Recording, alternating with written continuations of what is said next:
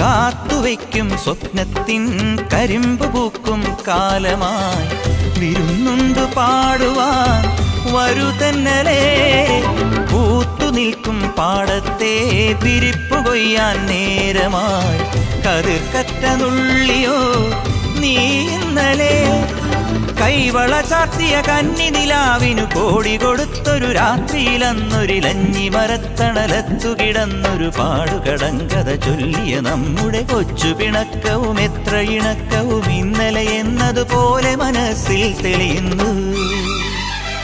വിളക്കുവയ്ക്കും വിണ്ണിൽ തൂവിയ സിന്ദൂരം കനകനിലാവിൽ ചാലിച്ചെഴുതി നിൻ ചിത്രം.